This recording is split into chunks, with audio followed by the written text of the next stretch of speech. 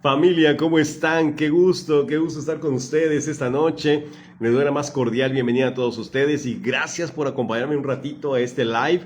Y bueno, ¿qué les digo? Súper contento, emocionado, porque estamos ya a una semana de nuestro gran evento Salto Latinoamérica en nuestra versión de Montevideo, Uruguay. Allá mi querida amiga y socia Luana Zárate está haciendo maravillas, está preparando un evento maravilloso para todos nosotros. Y estamos ya a una semana ya de lanzar nuestro programa. Y yo estoy bien contento. Yo voy a llegar a Montevideo el día jueves, 2 días antes del evento. Así que voy a tener la oportunidad de visitar esa hermosa ciudad yo nunca he estado allá, pero me he encontrado maravillas. Así que va a ser un gusto estar allá. Me voy a tomar muchas fotos y muchos selfies con todos. Y bueno, vamos a hacer un evento fantástico. Y bueno, el día de hoy, pues aprovechando que estamos ya a vísperas prácticamente de nuestro evento, quisiera compartir contigo un tema que está, bueno, me ha resonado mucho últimamente porque, bueno, son cosas que constantemente la gente me cuestiona y me pregunta, ¿no? ¿Qué tiene que ver realmente la espiritualidad con la ciencia o si son cosas separadas o antagónicas? Y bueno, el día de hoy vamos a abordar ese tema que a mí se me hace fascinante.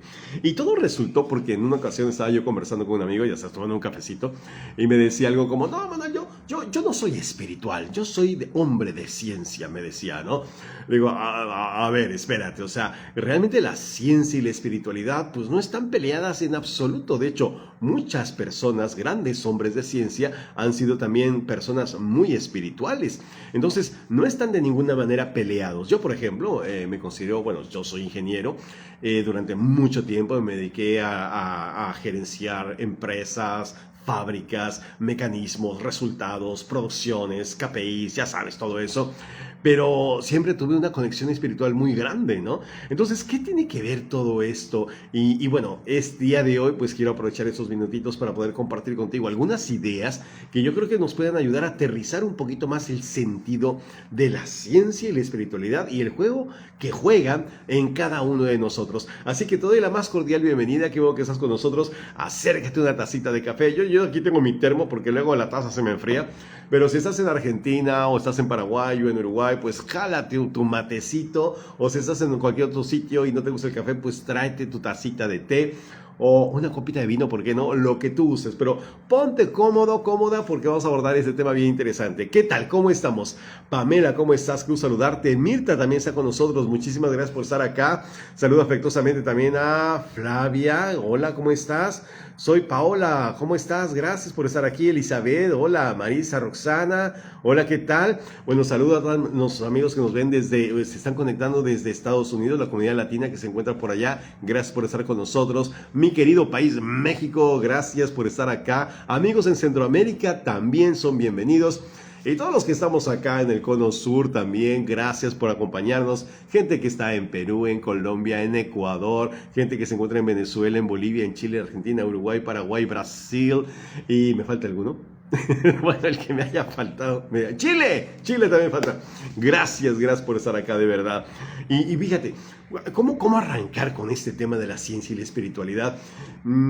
Hace poco, bueno, de hecho, este mes, el 6 de agosto, se conmemora un evento lamentable que ocurrió en el año de 1945, cuando la bomba atómica, la bomba Little Boy, cae sobre Hiroshima y bueno, ocasionó la muerte de más de 160,000 personas al instante.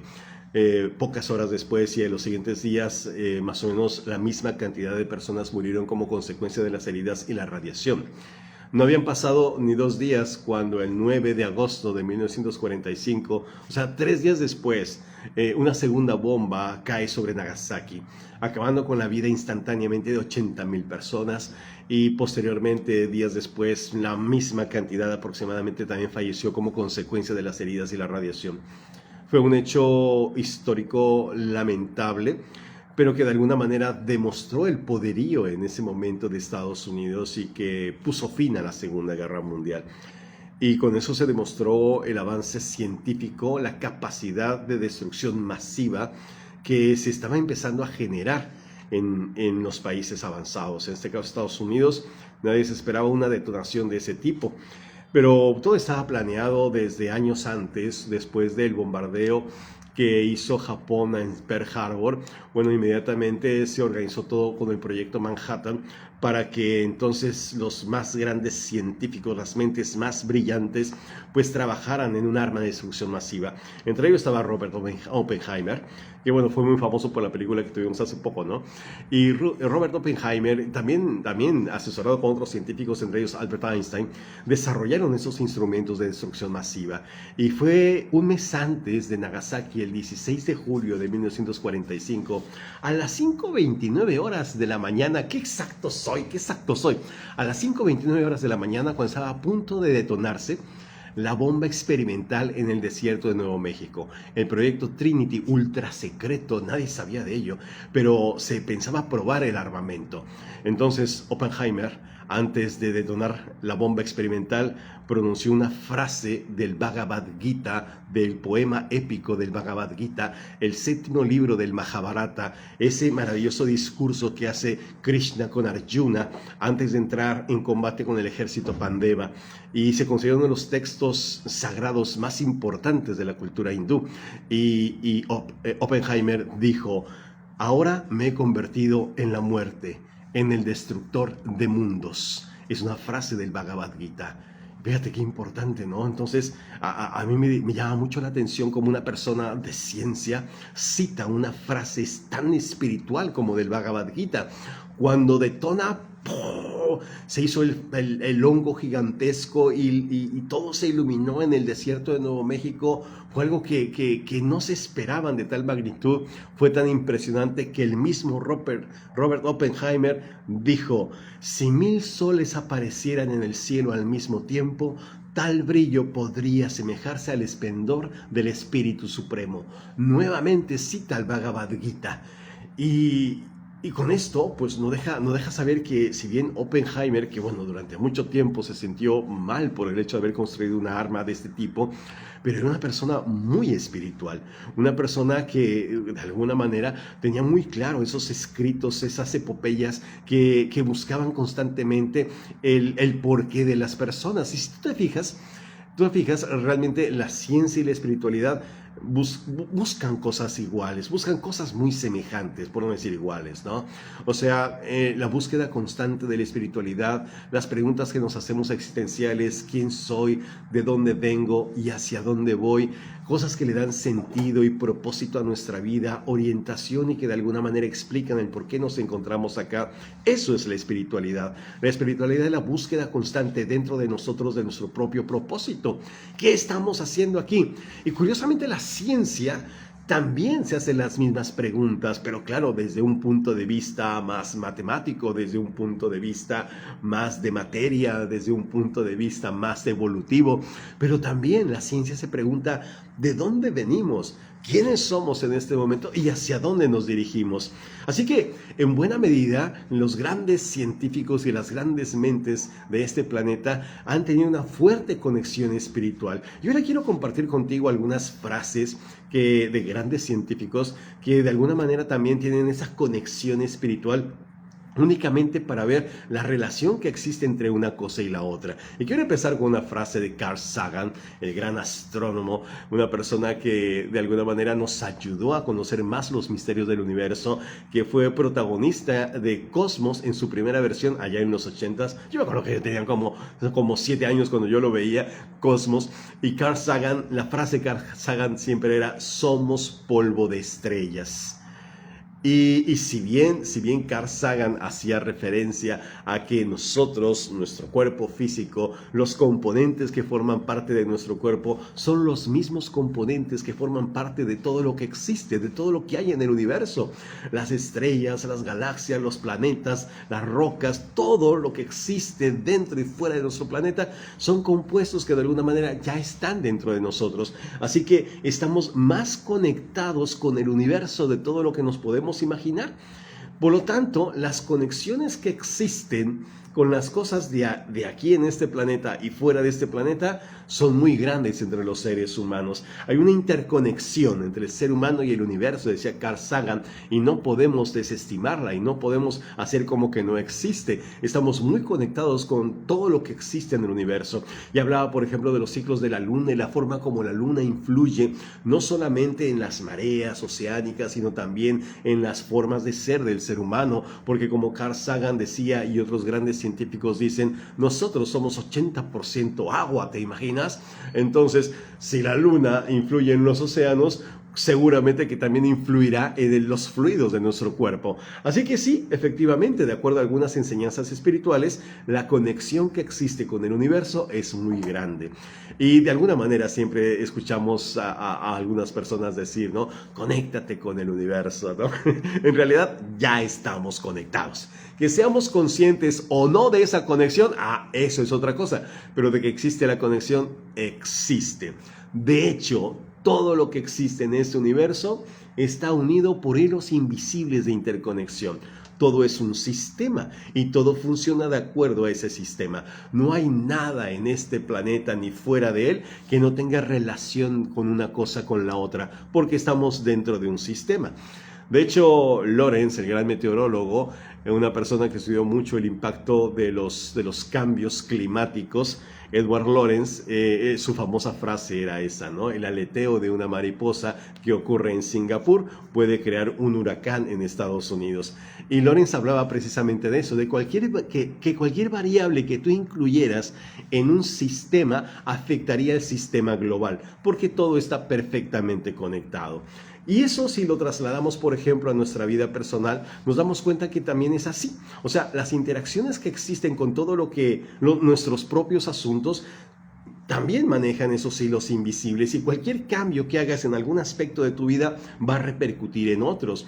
Entonces, si tú, por ejemplo, te das cuenta, tu vida está en una armonía perfecta. A lo mejor no te gusta, ¿no? Te estás un poquito pasado de peso, te falta plata, tienes deudas, tienes problemas con tu pareja, tienes problemas en el trabajo. O sea, a lo mejor hay ciertas cosas que no te gustan de tu propia vida. Sin embargo, todo está en una armonía perfecta. Todo está interactuando de una manera exacta. ¿Que no te gusta el resultado? Esa es otra cosa, pero está perfecto. Por lo tanto, por esa razón, sigue así desde hace mucho tiempo, ¿no? Pero ¿qué pasa cuando tú incluyes una variable distinta? Cuando tú alteras de alguna manera los elementos del sistema que en este momento están en equilibrio.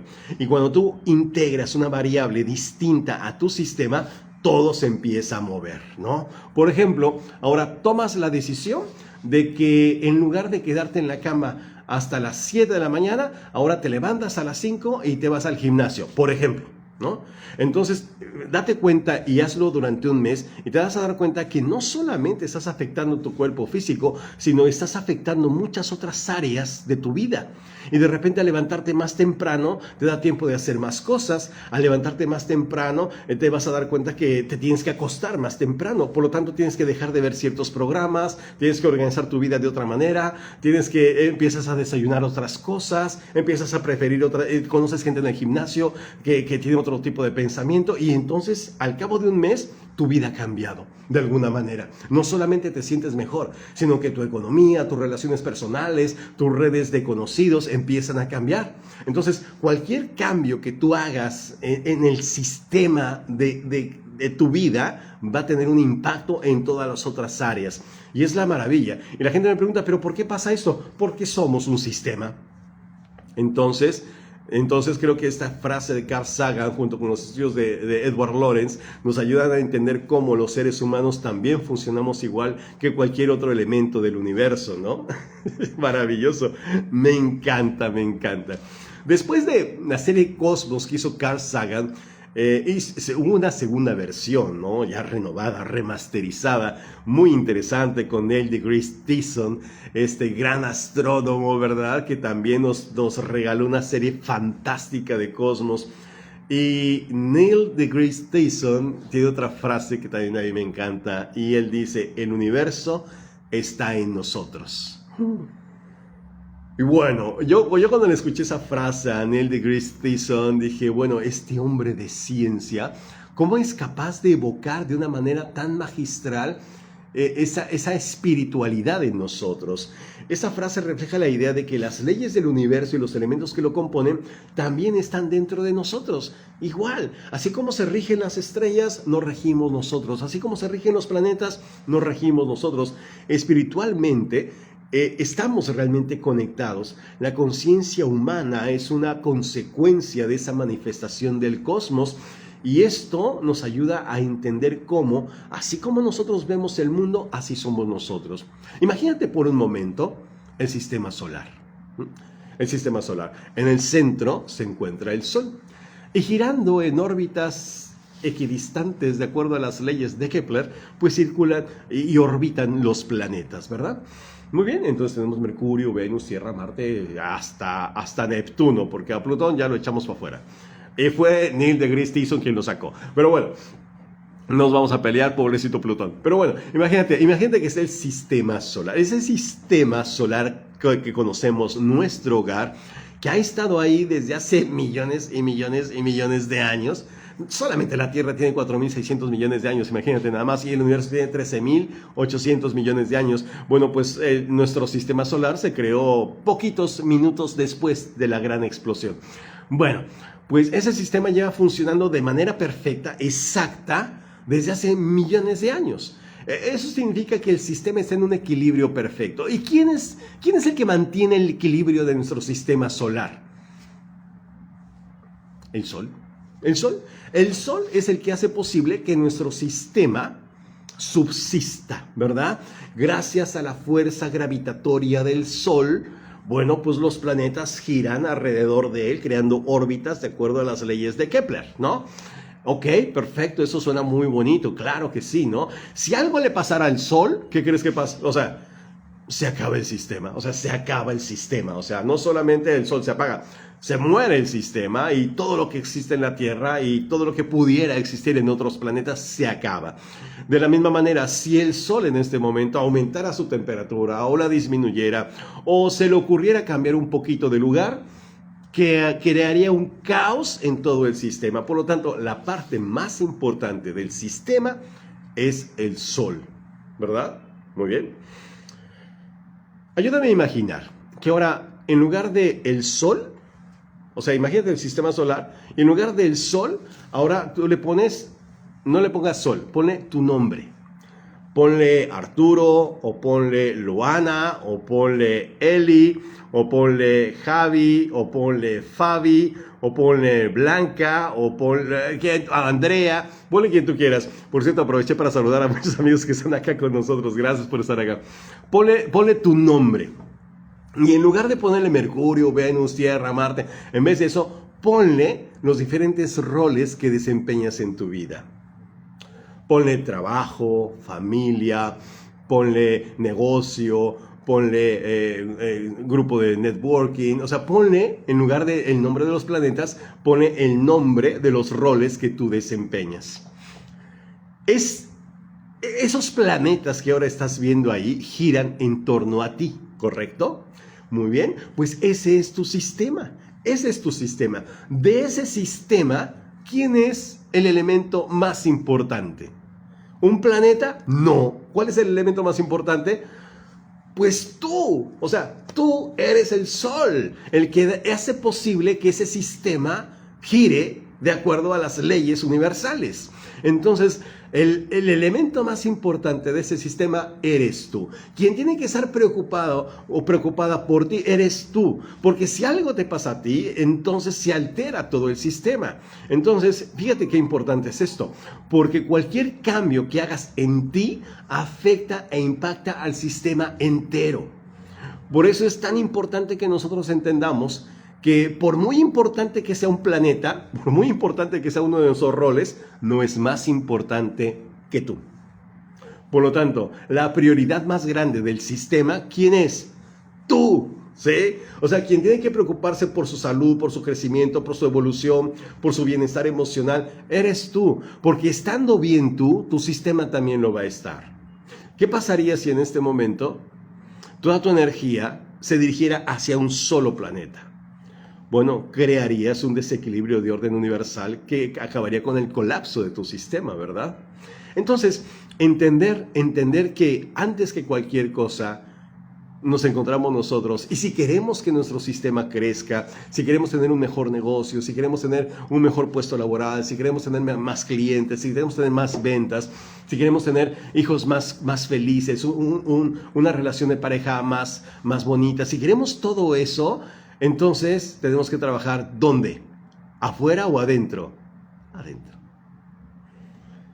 Tú no vas a poder tener mejores resultados en tu sistema si no te cuidas a ti. Y ese es un mensaje del cual vamos a hacer mucho énfasis ahora que estemos en Montevideo, porque creo que la parte fundamental eres tú. Cuando tú entiendes eso, has alcanzado el estado de soledad, que significa la edad del sol. Es cuando entendemos realmente que no es que seamos egoístas, no, pero entendemos que nadie puede dar nada que no tenga. Entonces aplaudo de pie a Neil deGrasse Tyson cuando nos dice que el universo está en nosotros y las leyes del universo se aplican a nosotros. Fíjate qué bello, ¿no? Qué bello. Así que quien me venga con que la ciencia y la espiritualidad nada tienen que ver, te lo digo, tienen mucho que ver y son complementarias. Me encanta. En la antigua Grecia, si tú querías consultar al oráculo de Delfos y querías saber los misterios que deparaba el futuro, ibas a consultar a la pitonisa, tenías que ir al templo de Apolo. Y en el templo de Apolo, en Delfos, hay una inscripción a la entrada, quizá la inscripción más famosa de todos los tiempos, y esa inscripción decía así: conócete a ti mismo y conocerás el universo y los dioses. Conócete a ti mismo y conocerás el universo y los dioses. Y la invitación del templo de Apolo era antes de querer preguntarle al oráculo de Delfos qué venía en el futuro. Tenías que hacerte la pregunta más importante: ¿quién soy yo? ¿Quién soy? Empezar a conocernos a nosotros. Y eso es algo que, por ejemplo, la ciencia se ha preguntado a lo largo de la existencia.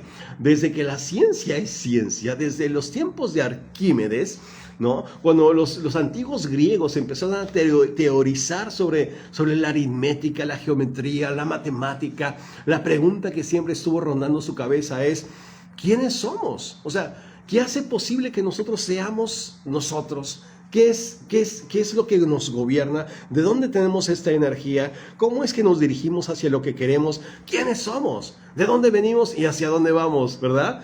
Y eso, pues, lo empezamos a desglosar desde la neurociencia, desde el desarrollo de la conciencia, y empezamos a indagar, bueno, ¿quiénes somos nosotros? ¿O somos un ente biológico únicamente que nacemos, crecemos, nos reproducimos y nos morimos? ¿O tenemos un propósito? ¿De dónde vienen las ideas que nosotros tenemos? Este concepto de mente, ¿qué significa o por qué existe? Nosotros tenemos un cerebro, pero ¿por qué somos tan diferentes unos de otros? Si nos descomponemos en nuestras partículas más esenciales, más elementales, bueno, pues, y nos pusieran en cajitas, ¿no? Las partículas de cada... seríamos exactamente igualitos. O sea, los mismos componentes que están en Bill Gates están en mí. Los mismos componentes que estuvieron en John Lennon están en ti. Así como los mismos componentes que estuvieron en Benito Mussolini están en ti. En Jesús de Nazaret están en mí. O sea, si prácticamente, químicamente, biológicamente somos iguales, ¿por qué algunas personas tienen resultados distintos a otros? ¿Dónde está la diferencia? ¿Qué es lo que hace distinto realmente a una persona de otra si en teoría, genéticamente, somos iguales, ¿no? O sea, una gran pregunta que la neurociencia ha tratado de indagar, y todo parece que está en la manera como nosotros utilizamos nuestra mente. Y ahí es donde la neurociencia empezó a buscar, ¿verdad? Empezó a buscar los orígenes de esa diferencia. ¿Por qué unos son tan diferentes de otros? Y eso, pues yo creo que surgió como inspiración del templo de Apolo, de conocernos a nosotros mismos. Y entonces llegaron a la conclusión, bueno, pues todo parece que la diferencia está en la forma como usamos nuestro cerebro. Ok, perfecto. Si nuestro cerebro es muy similar uno de otro, o sea, todos tenemos un cerebro muy similar, pero la manera en cómo lo usamos es lo que marca la diferencia. Pero ¿dónde está el misterio del cómo usamos nuestro cerebro? Y entonces dijeron los neurocientíficos, está en un lugar que no encontramos. No está ese lugar. Por más que lo buscamos, no se encuentra. ¿De dónde viene el pensamiento? Y sobre todo, y muy importante, ¿quién es el pensador? No lo encontramos por ningún sitio. Y fíjate qué importante es esto, porque nos lleva a darnos cuenta entonces de que quien gobierna nuestra vida quizá ni siquiera se encuentra dentro de nosotros. Los científicos se han dado cuenta de que la mente, que es quien dirige realmente el pensamiento y que es lo que hace que se mueva el cerebro, no está dentro de nosotros. Así que la ciencia se ha dividido en dos partes importantes. Por un lado, la física, la macrofísica, la física observable, la física newtoniana, es la que estudia el cerebro. ¿Por qué? Porque el cerebro es local. El cerebro lo hemos visto, lo hemos fotografiado, sabemos dónde está. Sí, o sea, ¿dónde está tu cerebro? Está aquí adentro. ¿Cómo sabes? Porque hemos visto fotos, porque hay gente que ha diseccionado cabezas y ahí está el cerebro, lo hemos visto. Pero nadie ha visto la mente, nadie la ha encontrado. Hemos teorizado sobre la existencia de una mente y cuando decimos, es que, espera, déjame pensar y hacemos esto, no es porque aquí se esté generando el pensamiento, no se genera ahí, aquí lo registramos. Porque el pensamiento lo que genera es precisamente una actividad cerebral. Y la actividad cerebral es una descarga de iones de sodio, calcio y potasio que fluyen por tu capa cortical. Entonces, si bien no hemos visto nunca un pensamiento, pero sí hemos visto los efectos de ese pensamiento, porque genera un surco cerebral. Entonces, ¿dónde está la mente? ¿Dónde está la mente? Bueno, Daniel Siegel, el gran neurofisiólogo, menciona que la mente es el flujo de energía que va y viene dentro y fuera de nuestro cerebro. Y las antiguas corrientes espirituales también hablaba de una mente universal, también hablaba de una mente que de alguna manera nos conectaba a todos nosotros. Y hoy día estamos teorizando sobre esa posibilidad. De hecho, Carl Gustav Jung, el gran psiquiatra, que durante mucho tiempo compartía créditos con Sigmund Freud, él dedicó muchos años de su vida a estudiar lo que le llamó el inconsciente colectivo. Y él teorizaba sobre la idea de que era como una gran Wi-Fi de la cual todos nos conectábamos, subíamos y bajábamos información. Por lo tanto, lo que tú y yo pensamos ni siquiera nos pertenece, sino que forma parte del gran colectivo, forma parte de la gran Wi-Fi, forma parte del campo cuántico. ¿Por qué? ¿Por qué los pensamientos se tienen que estudiar bajo las leyes de la física cuántica? Porque la mente es no local. La mente es no local, no la vemos, no sabemos dónde está, sin embargo los efectos los recibimos nosotros. Y para entender cómo es que funciona, lo tenemos que hacer en términos cuánticos. ¡Wow! No, entonces imagínate qué locura, qué locura. Pero es ahí donde nos damos cuenta de todo lo que hay que investigar todavía, todo lo que hay que conocer aún.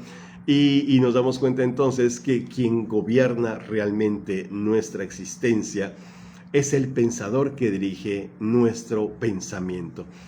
¿Cómo yo soy capaz de alterar esos pensamientos? Aún no lo sabemos. Sabemos que es a través de la voluntad, pero ¿qué mecanismos se activan?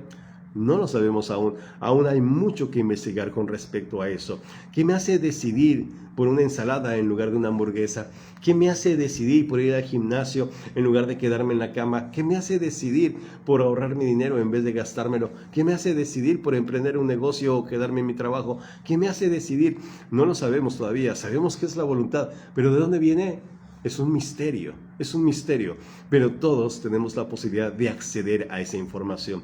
Todos tenemos la posibilidad de acceder a esa capacidad de cambiar nuestra vida a través del cambio de nuestros propios pensamientos.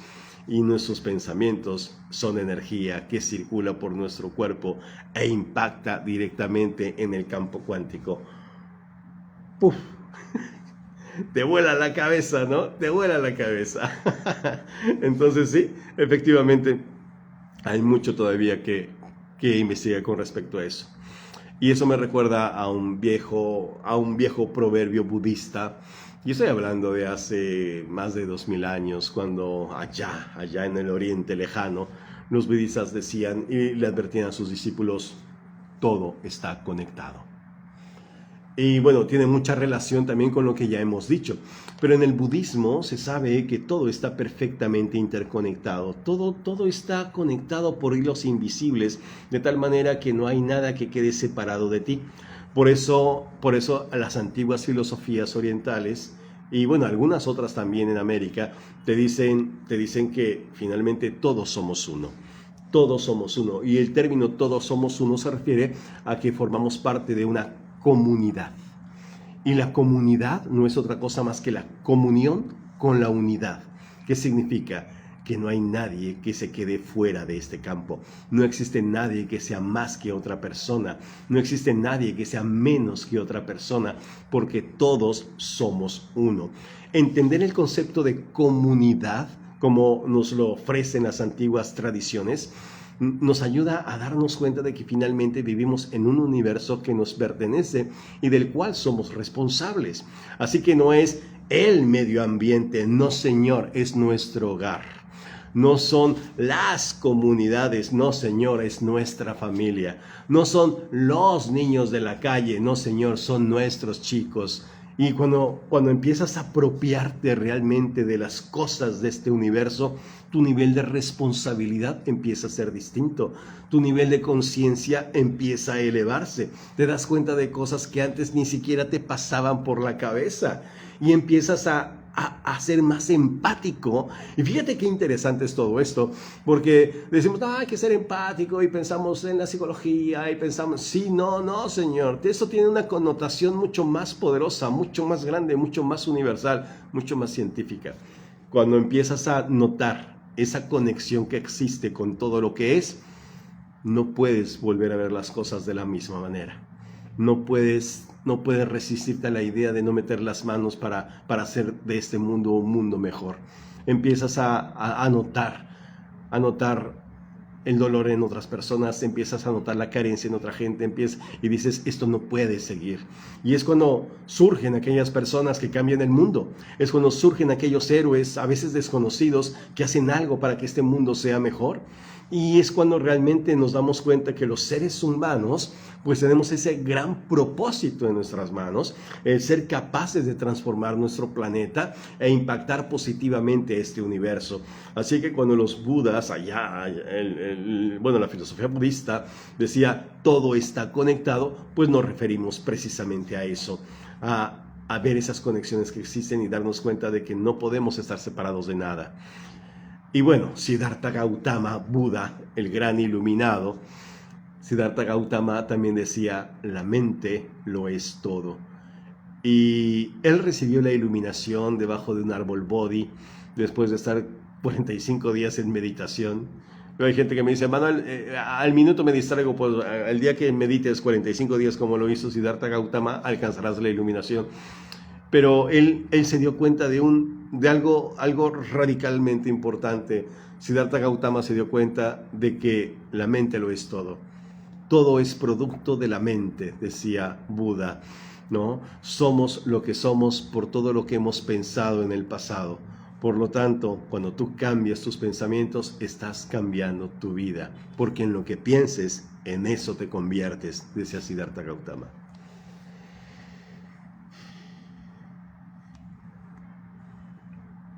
Así que, si quieres entender por qué vives como vives, si quieres entender por qué ganas lo que ganas, si quieres entender por qué pesas lo que pesas, si quieres entender por qué no duras en una relación, en vez de echarle la culpa a las cosas de allá afuera, empieza a crear introspección y darte cuenta de cómo lo estás generando por dentro. Y lo hemos escuchado en un montón de veces, ¿no? O sea, primero cambia tú y después todo va a cambiar. ¿Por qué razón? Porque la interconexión entre el mundo de las 3 dimensiones y el mundo de aquí adentro es tal que lo que nosotros vemos allá afuera es solamente reflejo de lo que somos acá adentro, nada más. Entonces, allá afuera, como siempre digo, está el mundo de las consecuencias. Y aquí adentro está el mundo de las causas. Si quiero que algo suceda allá afuera, tengo que crearlo primero aquí adentro, como diría Buda. Entonces empiezo a transformar mi pensamiento, empiezo a crear esa alquimia interior. Esa alquimia interior se refiere precisamente a la transmutación de pensamientos de baja energía para elevarlos a escalas de alta energía. Y cuando yo empiezo a elevar la calidad de mis pensamientos, empiezo a actuar de una manera completamente distinta. Y al actuar de una manera completamente distinta, empiezo a cambiar los resultados que yo tengo de la vida. No hay ciencia, bueno, sí hay ciencia, sí hay ciencia. A lo que me refiero es que no hay nada que se aleje de la realidad, ¿no? Una persona que cambia la manera de pensar no toma las mismas decisiones, no se levanta a la misma hora, no come la misma porquería, hace cosas diferentes y al hacer cosas diferentes tiene cosas diferentes. Entonces, esa es la respuesta. Y cuando tú cambias un pensamiento, cambia automáticamente las estructuras de tu cerebro. Santiago Ramón y Cajal, gran científico español, Premio Nobel de Medicina, año 1906. Él hablaba de la neuroplasticidad y decía, cada persona, si se lo propone, puede ser el arquitecto de su propio cerebro. Porque cuando tú cambias tus pensamientos, estás alterando la estructura de tu propio cerebro, creando nuevas conexiones. Y al crear nuevas conexiones, creas nuevas realidades y automáticamente cambias como persona. Entonces, sí, nuestros pensamientos moldean nuestro cerebro. Y al moldear nuestro cerebro, no podemos ser las mismas personas. Esto se relaciona directamente con las antiguas enseñanzas espirituales, donde nos llevan realmente a la pulcritud de nuestros pensamientos.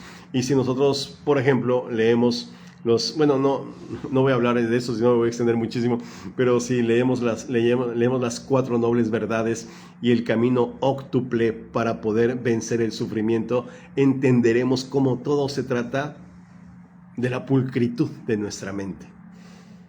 Tener pensamientos nobles, pensamientos elevados, pensamientos que nos construyan, pensamientos que nos motiven, pensamientos que nos eleven, pensamientos que nos inspiren.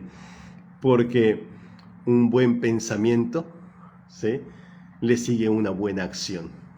Y así como diría Lao Tse, ¿sí?, el buen pensamiento, las acciones lo seguirán como sigue la rueda de la carreta a la pezuña del buey.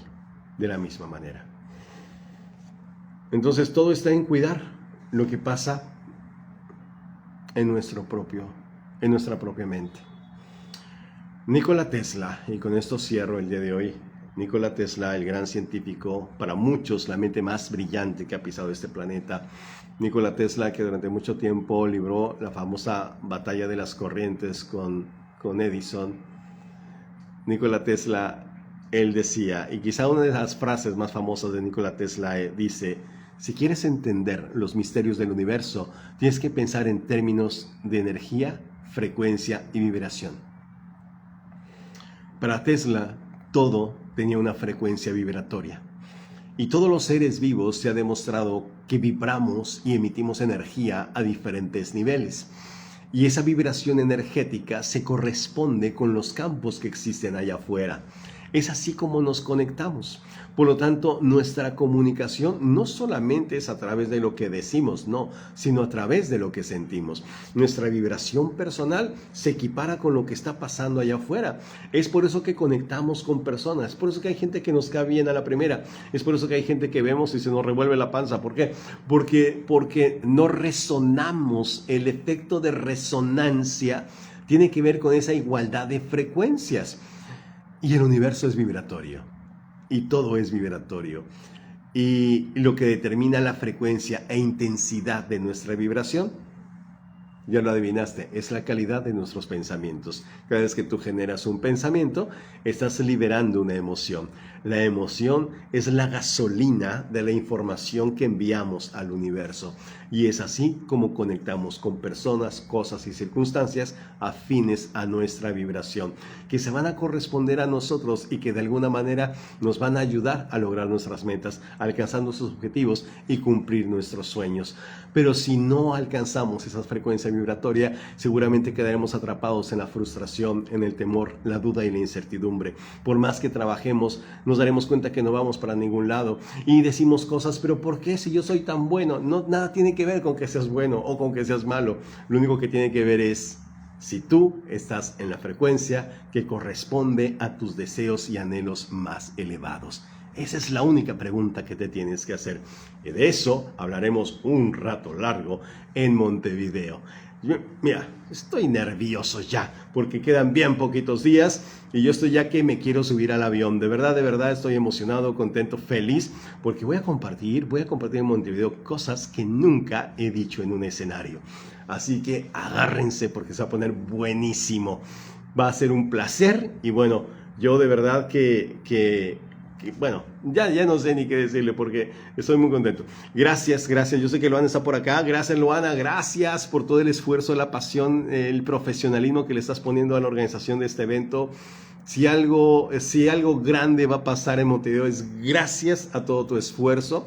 Y yo te lo voy a reconocer un montón en tarima. Y bueno, ha logrado crear un equipo maravilloso, Luana.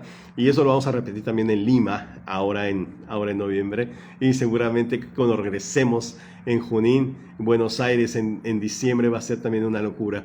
Muchísimas gracias a todos ustedes. Ha sido un enorme placer haber compartido con todos ustedes. Compárteme aquí en los comentarios, ahora que termine el video va a quedar aquí grabado. Compárteme tú qué piensas, qué te parece, si nos acompañas, alguna anécdota, experiencia, duda, queja, sugerencia, odios o rencores. Tú pónmelo acá que yo los voy a leer y te voy a responder. Muy bien, bueno amigos, pues, ¿qué les parece que entonces nos despedimos? Muchas gracias por su atención. Ha sido un placer enorme estar con ustedes. Nos vemos en Montevideo y éxito cuántico. Chao.